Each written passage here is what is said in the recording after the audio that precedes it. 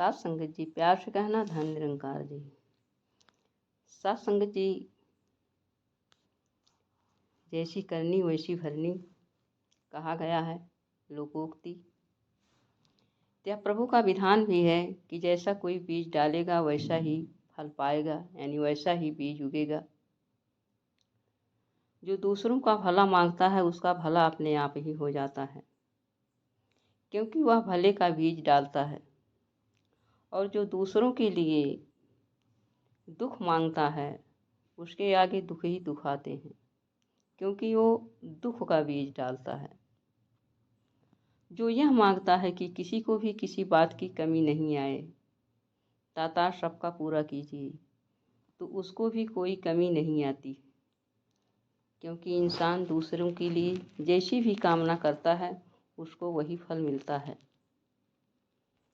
अर्थात जैसी करनी वैसी भरनी।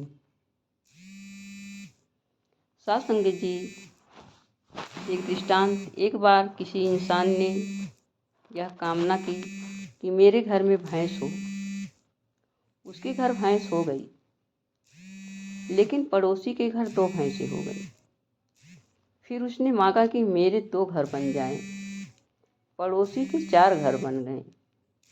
सत्संग जी, इसे देखकर उसे बड़ा दुख हुआ और हैरानी हुई कि उसके पड़ोसी को उससे दुगना क्यों मिल रहा है।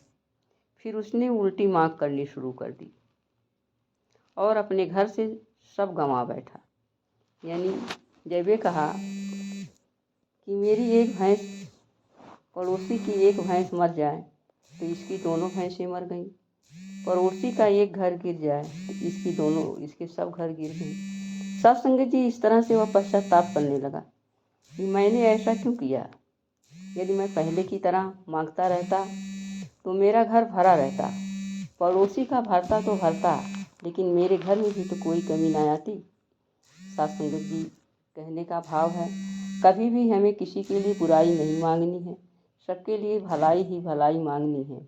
बुराई की तरफ जो भागता है वह दूसरे का बुरा तो नहीं होता है, उसका बुरा जरूर हो जाता है। सत्संग जी, कहा गया है, मन बेचे जो सतगुरु के हाथ, तिस सेवक के कारज रास। अर्थात जो अपने मन को इस सतगुरु के हवाले कर देता है, वह सतगुरु जो है इसके सारे कार्य को स्वयं पूरा कर देते हैं। इसलिए अपने मन को सतगुरु को समर्पित कर देना है, सतगुरु के हवाले कर देना है, उसके सारे काम हो जाएंगे। सत्संग जी, सुदामा ने अपने मन को गुरु के हवाले किया। इतिहास गवाह है, उनके सारे कार्य रास होते चले गए। इसी तरह से धन्ना भगत ने भी गुरु पर विश्वास किया। सत्संग जी, सदगुरु स्वयं उनकी खेती की रखवाली किया। इसलिए सत्संग जी, तरह तरह के संतों के नाम आते हैं जिन्होंने अपने मन को सदगुरु को समर्पित कर दिया और सदगुरु को विश्वास कर लिया तथा हमेशा दूसरों की भलाई मांगते रहे। उनका सारा कार्य होता गया। आज वो रोशन मीनार बन के आध्यात्मिक जगत में उभरे हैं।